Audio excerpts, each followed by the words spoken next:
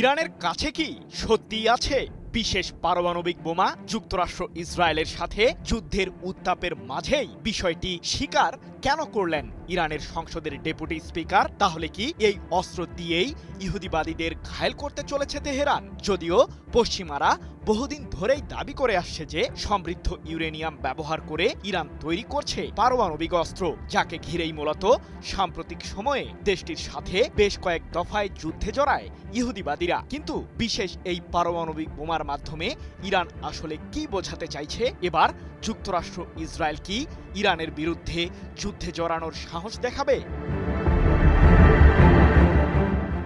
পারমাণবিক অস্ত্র তৈরি করছে ইরান, সেই সাথে যুক্তরাষ্ট্রের মূল ভূখণ্ডে হামলা চালানোর জন্য আন্তঃমহাদেশীয় ব্যালিস্টিক মিসাইল তৈরির পথে রয়েছে ইরান।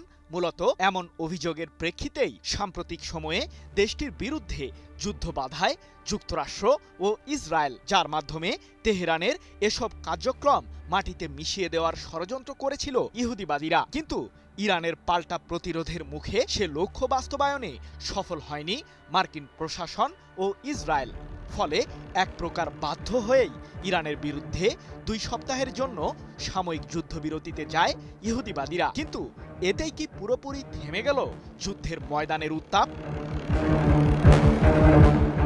টানা ৩৯ দিন ধরে ইরানের বিরুদ্ধে যুদ্ধ চালিয়ে যায় যুক্তরাষ্ট্র ইসরায়েল। তবে সেই উত্তাপ চূড়ান্তভাবে বন্ধ করতে সম্প্রতি পাকিস্তানের রাজধানী ইসলামাবাদে সরাসরি আলোচনায় বসে ইরান ও মার্কিন প্রশাসনের প্রতিনিধিরা। কিন্তু প্রায় ২১ ঘন্টার বৈঠকের পরও কোনো সমাধান বের করতে পারেনি দুই পক্ষ। যদিও তেহরান বলছে মার্কিন প্রশাসনের অতিরিক্ত বল প্রয়োগ নীতি এবং একপাক্ষিক শর্তের ফলে তাদের সাথে সমঝোতা করতে অস্বীকৃতি জানিয়েছে ইরান, যার ফলে ভেস্তে যায় আলোচিত এই যুদ্ধবিরতির বৈঠকটি। তবে এই ঘটনার পর ইরানকে ঘিরে আবারও ষড়যন্ত্রে জড়িয়েছেন মার্কিন প্রেসিডেন্ট ডোনাল্ড ট্রাম্প ও ইসরায়েলের প্রধানমন্ত্রী বেনিয়ামিন নেতানিয়াহু। ইরানের দখলে থাকা হরমুজ প্রণালীতে ভাগ বসানোর পায়তারা করছে যুক্তরাষ্ট্র। সেই সাথে ইরানের বিরুদ্ধে আবারও যুদ্ধে জড়ানোর জন্য রণকৌশল সাজাচ্ছে ইসরায়েল, এমন তথ্যই জানিয়েছে বিভিন্ন আন্তর্জাতিক সংবাদ মাধ্যম। তাহলে এবার কি করবে ইরান? জাতিসংঘের পরমাণু পর্যবেক্ষক সংস্থা IAEA এর প্রধান রাফায়েল গ্রসি বহুদিন ধরেই দাবি করে আসছেন যে ইরানের কাছে রয়েছে পর্যাপ্ত মাত্রার সমৃদ্ধ ইউরেনিয়াম, যা দিয়ে একাধিক পারমাণবিক অস্ত্র তৈরি করা সম্ভব।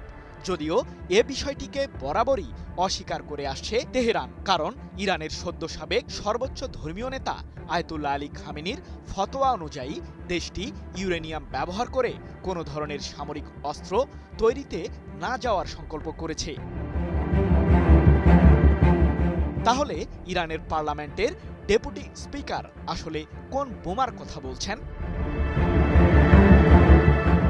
ইরানের বিরুদ্ধে ইহুদিবাদীরা যুদ্ধে জড়ানোর পর থেকেই হরমুজ প্রণালীতে প্রভাব খাটানো শুরু করে ইরানের সামরিক বাহিনী, যার কারণে বন্ধ হয়ে যায় বিশ্বের 20% জ্বালানি তেল পরিবহনে ব্যবহৃত এই সামুদ্রিক রুটটি। ক্রমেই হরমুজ প্রণালী এখন যুদ্ধের ময়দানে শান্তি ফেরানোর জন্য আলোচনার ক্ষেত্রে ইরানের মূল অস্ত্র হয়ে দাঁড়িয়েছে, কারণ এই পথটি বন্ধ থাকায় আন্তর্জাতিক পর্যায়ে ব্যাপক চাপে পড়েছেন মার্কিন প্রেসিডেন্ট ট্রাম্প।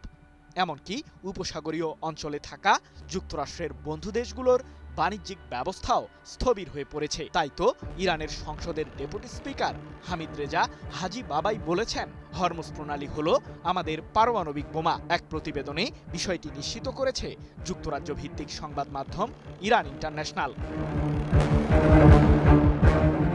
আমি ভরসা রাখি হিরন স্মার্ট ওয়াটার পিউরিফায়ারে। এদিকে হরমুজ প্রণালী দিয়ে যুক্তরাষ্ট্র কিংবা ইসরায়েল সংশ্লিষ্ট কোনো জাহাজ অতিক্রম করার চেষ্টা করলে সেগুলোকে সমুদ্রেই ডুবিয়ে দেওয়ার হুমকি দিয়েছে ইরানের সর্বোচ্চ প্রতিরক্ষা বাহিনী IRGC। এমনকি মার্কিন নৌবাহিনীর USS মাইকেল মার্ফি এবং USS ফ্রাঙ্ক ই পিটারসন নামের 2টি যুদ্ধ জাহাজ হরমুজ প্রণালী পার হওয়ার চেষ্টা করলে সেগুলোর বিরুদ্ধে ঢাল তৈরি করে ইরান, যার কারণে বাধ্য হয়ে ওই অঞ্চল থেকে পালিয়ে যায় মার্কিনী জাহাজগুলো। সৃজন মাহমুদ, নিউজ 24।